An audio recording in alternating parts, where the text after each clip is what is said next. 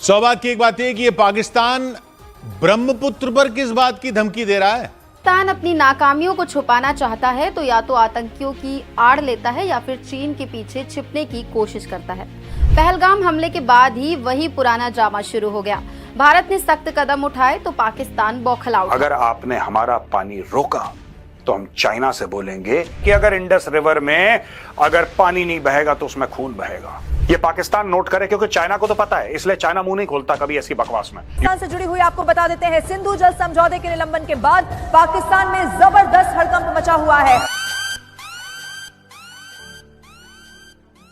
आपको बताएं कि भारत से पाकिस्तान में दाखिल होने वाले दरियाई चनाब के बहाव में मजीद कमी हो गई है। गुज़िश्ता रोज के मुकाबले में हेड मराला में दरियाई चनाब के मकाम पर पानी की आमद में 37,600 क्यूसेक की मजीद कमी हो गई है।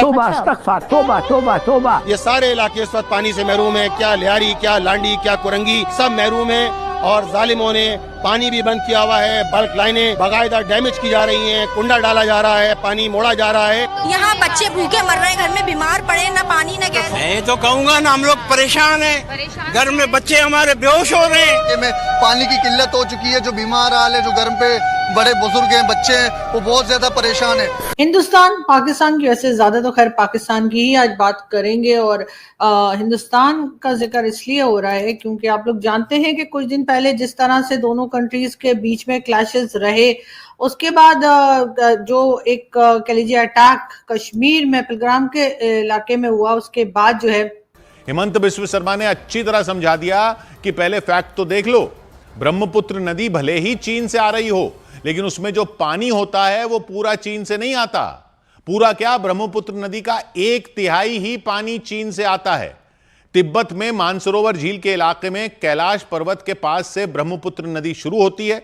तिब्बत पर चीन का कब्जा है तो कह सकते हैं कि दक्षिण पश्चिम चीन से ये निकलती है। जय हिंद दोस्तों, भारत ने भिखारी पाकिस्तान का जब पानी बंद किया तो पाकिस्तान बौखला गया और पाकिस्तान में पानी की बहुत ज्यादा कमी हो गई। पाकिस्तान के तो नदियां सूख गई। आप लोग अच्छी तरीके से जानते होंगे कि भिखारी पाकिस्तान भारत से कभी सामने से नहीं लड़ सकता है, क्योंकि सामने से उसके औकात ही नहीं है। भारत से लड़ने के लिए कभी पाकिस्तानी आतंकवादियों का सहारा लेता है तो कभी पाकिस्तानी चीन का सहारा लेता है। वैसे में तो भारत के दुश्मन पाकिस्तान के साथ चीन भी है, क्योंकि चीन कभी भी पाकिस्तान के तरफ से ही बोलता है और पाकिस्तान के फेवर में बोलता है। शायद दुनिया जानती है कि चीन कठपुतली के तरह पाकिस्तान के उपयोग करता है, लेकिन भिखारी पाकिस्तान के कहने पर चीन यह बात बोला है कि अगर भारत ने पाकिस्तान के पानी नहीं छोड़ा तो हम भी भारत के ब्रह्मपुत्र नदी रोक देंगे। दोस्तों, सिंदूर ऑपरेशन में भारत से जंग हुआ पाकिस्तान में तो चीन का भी बहुत बड़ा बेइज्जती हुआ, इसीलिए अब चीन भी भारत के खिलाफ और भी बौखलाया हुआ है। लेकिन चीन चाहकर भी कुछ नहीं कर पाएगा ब्रह्मपुत्र नदी का, और पानी कभी भी नहीं रोक पाएगा, क्योंकि ब्रह्मपुत्र नदी में कई सारी नदियां मिलती है और वहाँ से पानी आता है और चीन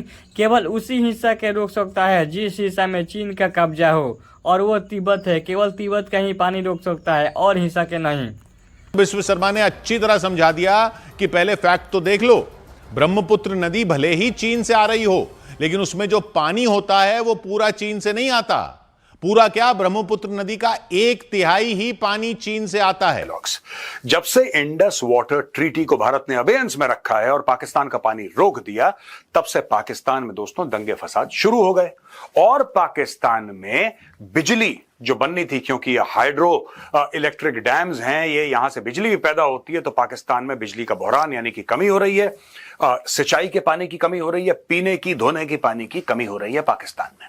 तो बीच में पाकिस्तान ने सोचा कि चलो एक काम करते हैं, भारत को एक धमकी दे देते हैं, क्योंकि जब पाकिस्तान के पास कुछ नहीं होता तो वो अपने बाप चीन की ओर भागता है। कोशिश ये करें कि अपने हुक्मरानों को समझाएं कि ये जंग जो है ना आपके लिए ना हमारे लिए, दोनों के लिए जो है वो मुफीद नहीं है। जो हालिया आपको जंग नजर आई जिसमें मिसाइल ड्रोन हमले और शातें हुई, ये तो बड़ा है मामला, लेकिन सिंध तास मुआहदा तोड़ के हिंदुस्तान ने एटम बम से बड़ा हमला किया। ये पानी की जो तकसीम है चनाब, झेलम और सिंध, मोदी ने तो सब कुछ हासिल कर लिया। आपका पानी उसने बंद कर दिया, आपके 50 बंदे उसने मार दिए, अपनी कौम को वो झूठ बेच रहा है कि उसने 100 दहशतगर्द मार दिया। हम कौन सा जीत गए भाई? पाकिस्तान की अगर फसलें नहीं होंगी, पाकिस्तान का किसान भूखा मरे। मैं आप आ गए हो, आप कह रहे हो 65 की जंग हार गए, 71 की जंग हार गए, 3 पॉइंट्स ऐसे बता दो जो पाकिस्तान जंग हारा था। 65 की जंग हमारे कैसे हारे थे बताओ मुझे, जंग हारे थे, कैसे हारे थे? हमने क्यों जाके उनके साथ मुआहदा किया था? मुआहदा क्यों किया था? जंग क्यों खत्म की थी जब हम जीतने वाले? जंग मुआहदा क्यों किया था? आपके सोशल स्टडीज के ऐसे टीचर आए हैं जो आपको ये पढ़ा रहे हैं? आपके सोशल स्टडीज के ऐसे टीचर आए जो पाकिस्तान के खिलाफ कर रहे हैं? आप अगर ये चाहते हो तो पाकिस्तान से निकल जाओ। पाकिस्तान 65 की जंग जीता था, 71 की जंग जीता था। ये सोशल मीडिया के नए टट्टू आए ना, वो आपको किताबों में यही पढ़ा रहे हैं कि पाकिस्तान हारा था। पाकिस्तान को गलत क्यों कह रहे हो? पाकिस्तान कहाँ पे जंग हारा था मुझे ये बताओ ना। जब उन्होंने लाहौर फतह कर लिया था, कसूर फतह कर लिया था, सियालकोट फतह कर लिया था, जो पाकिस्तान जंग हार गया था। किया था ज़िया के दौर में, अभी तक उनके पास है नहीं? उनके पास है, पाकिस्तान के पास है। अच्छा हाँ, बताओ मुझे कहाँ पे सियाचिन उनके पास है? कौन है ये लोग जी बताइए कि आखिर डोनाल्ड ट्रंप साहब ने ऐसा क्या कहा था जिसके बाद जो है ये सीज फायर हो गया। और साथ ही साथ बिजनेस को लेकर भी बात की जा रही है। बहुत से लोगों का ये भी कहना है कि जी कुछ ना कुछ बिजनेस की बात की डोनाल्ड ट्रंप साहब ने और दोनों कंट्रीज से कहा कि मैं बिजनेस बंद कर दूंगा या मजीद बिजनेस जो है दोनों कंट्रीज को नहीं मिलेगा, जिस बात को सुनकर जो है वो सीज फायर के लिए दोनों कंट्रीज जो है फौरी तौर पे तैयार हो गए। बहरहाल चाहे वजह जो भी रही हो, चाहे उन्होंने डोनाल्ड ट्रंप साहब ने चाहे बिजनेस का कहा हो, चाहे कोई और बात की हो, लेकिन अच्छी बात यह है कि सीज फायर हो गया और सीज फायर अभी तक जो है वो सिलसिला चल रहा है। और बात है कि भारत की तरफ से बार बार कहा जा रहा है कि ऑपरेशन सिंदूर जो है वो जी अभी खत्म नहीं हुआ है। और अगर कोई दोबारा से कोई अटैक हुआ या कोई वाकया, कोई ऐसा कह लीजिए जो बैड एक्सपीरियंस अगर दोबारा हुआ भारत की तरफ, तो वो फिर एक बार पाकिस्तान को इल्जाम दे सकते हैं, एक बार फिर पाकिस्तान पे अटैक कर सकते हैं। इस तरह के स्टेटमेंट्स उनके यहाँ से आ रही हैं। साथ साथ पाकिस्तान की तरफ से भी डिफरेंट स्टेटमेंट्स जो है वो चल रही हैं, चाहे वो हमारे प्राइम मिनिस्टर शहबाज शरीफ साहब हों जो कि बार बार बता रहे हैं कि जी पाकिस्तान के लिए जो एक इंडस वाटर ट्रीटी की बात की गई है कि वो कैंसिल कर दी गई है या उसमें से पानी रोक दिया जाएगा।